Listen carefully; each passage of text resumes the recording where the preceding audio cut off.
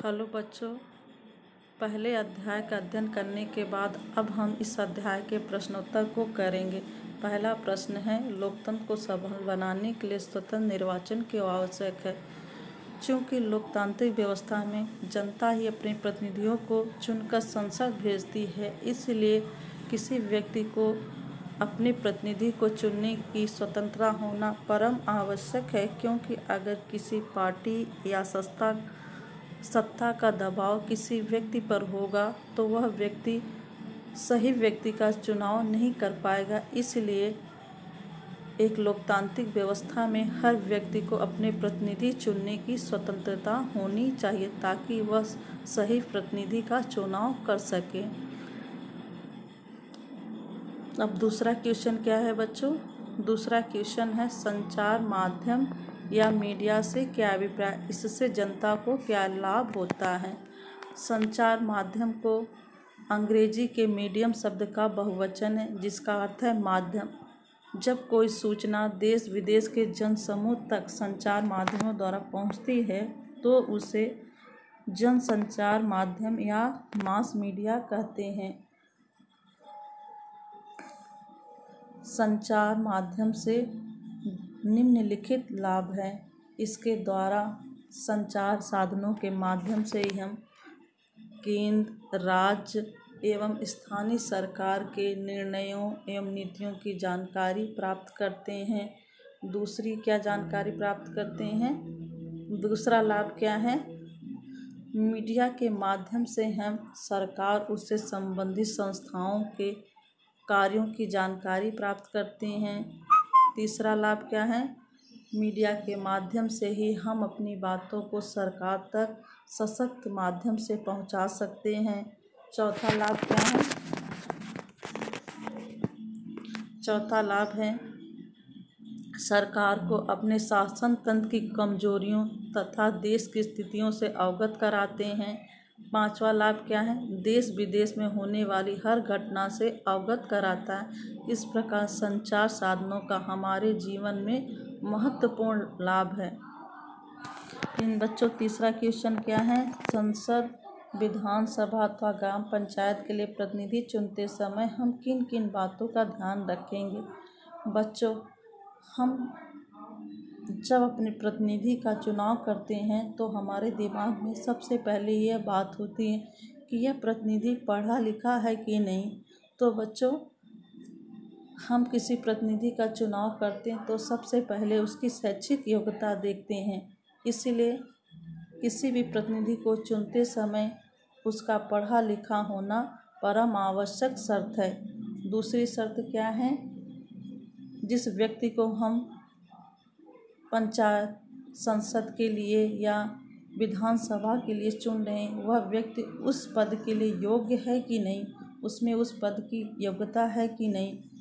तो इसलिए बच्चों, प्रतिनिधि को चुनते समय उसमें योग्यता को भी देखना जरूरी है। साथ ही किसी भी प्रतिनिधि को चुनने के लिए उसके अनुभवों को भी देखते हैं कि वह भूत, भविष्य, वर्तमान के बारे में कोई ज्ञान रखता है कि नहीं, उसके बाद अनुभव है कि नहीं। तो किसी प्रतिनिधि को चुनने के लिए उसका अनुभवी होना परम आवश्यक है। इस प्रकार किसी प्रतिनिधि को चुनते समय उसकी शैक्षिक योग्यता को देखेंगे और उसकी योग्यता को देखेंगे और उसका अनुभव ज्ञान, किसी घटना को वह कैसे व्याख्यायित करता है, कैसे लोगों के बीच प्रसारित करेगा, इसको देखेंगे हम। इन सब गुणों को होने वाले व्यक्ति को हम प्रतिनिधि के रूप में चुनते हैं। चौथा क्वेश्चन है बच्चों, राजनीतिक सामाजिक अधिकारों के अंतर्गत किस प्रकार के अधिकार नागरिकों को दिए गए? बच्चों, राजनीतिक सामाजिक अधिकार के अंतर्गत निम्नलिखित अधिकार दिए गए। सबसे पहले हम राजनीतिक अधिकारों की बात करेंगे। संविधान द्वारा हर व्यक्ति को यह राजनीतिक अधिकार है कि वह चुनाव लड़ सकता है, वह चुनाव में भाग ले सकता है, चुनाव लड़ सकता है। दूसरा क्या है? दूसरा राजनीतिक अधिकार क्या है? एक पार्टी का कार्यकाल पूरा हो जाने के बाद दूसरी पार्टी को हम निर्वाचित कर सकते हैं या उसे बदल सकते हैं। तीसरा क्या अधिकार है? अनुचित कार्य की भाषण या लोग द्वारा निंदा कर सकते हैं, अर्थात सरकार अगर ऐसे कार्य करती है जिससे कि अनैतिक मापदंडों की अवहेलना होती है तो उसकी नीतियों की हम लोग भाषण या लेख द्वारा निंदा कर सकते हैं। चौथा क्या राजनीतिक अधिकार है? 18 वर्ष या इससे अधिक आयु के पुरुषों स्त्रियों को मत देने का अधिकार है। पांचवा अधिकार क्या? प्रत्येक मतदाता गुप्त मतदान प्रदान कर सकता है। इस प्रकार हमने 5 राजनीतिक अधिकार बताए। पहला क्या था? हर व्यक्ति चुनाव लड़ सकता है। एक सरकार का कार्यकाल पूरा होने पर दूसरी सरकार को हम ला सकते हैं। तीसरा क्या है? अगर सरकार ऐसे कार्य करती है जो अनुचित हो तो हर नागरिक उनके कार्यों की आलोचना कर सकता है। चौथा क्या है? 18 वर्ष या इससे अधिक स्त्रियों पुरुषों को मत देने का अधिकार प्राप्त है और प्रत्येक व्यक्ति गुप्त मतदान कर सकता है, चाहे वो किसी भी जाति धर्म का हो।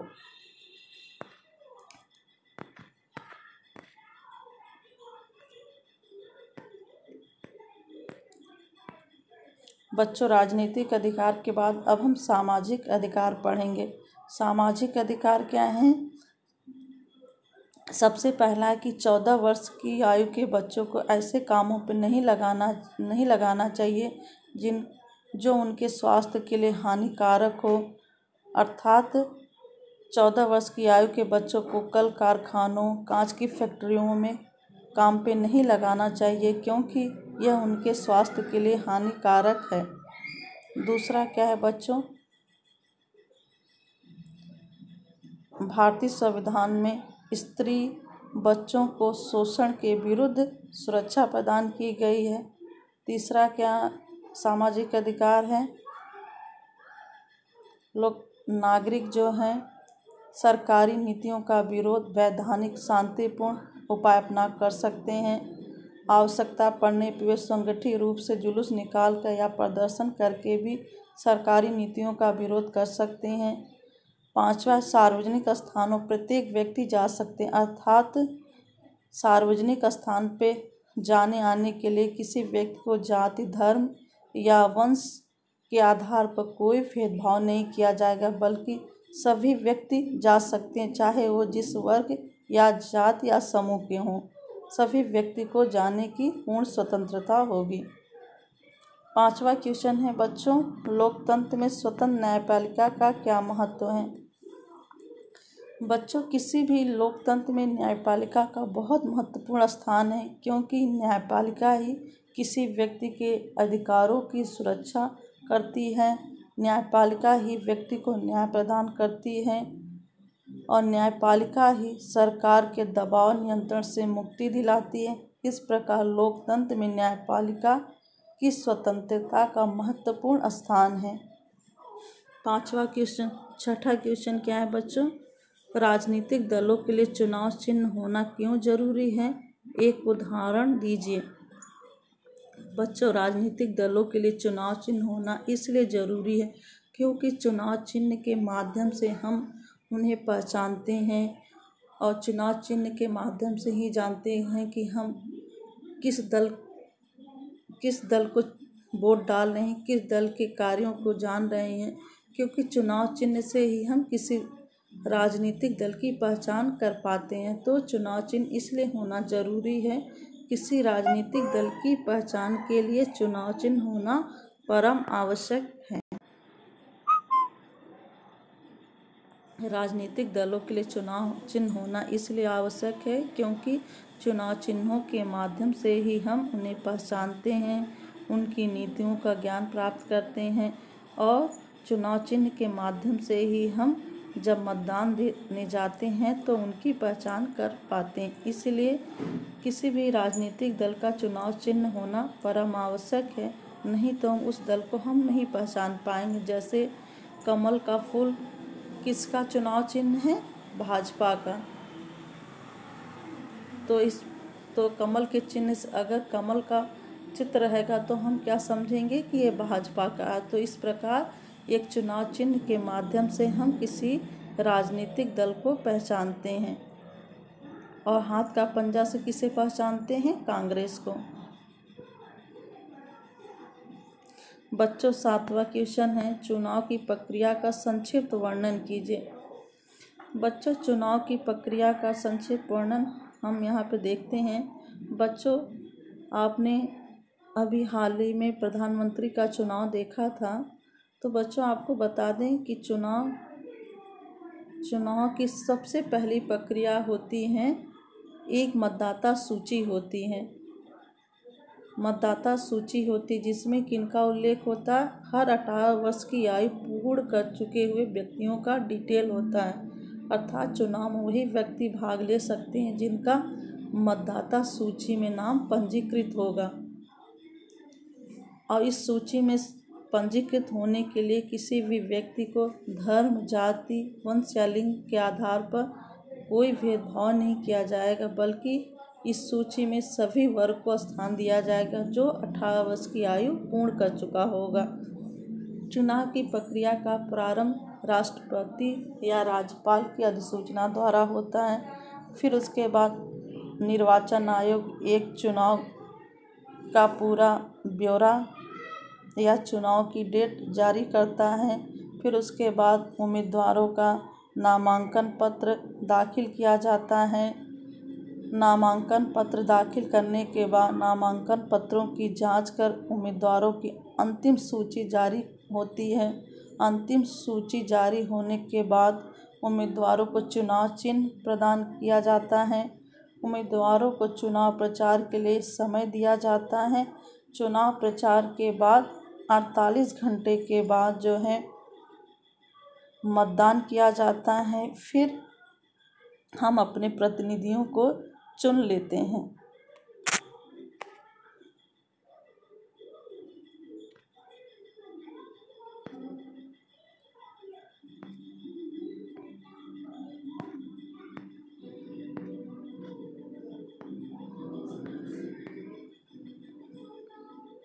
बच्चों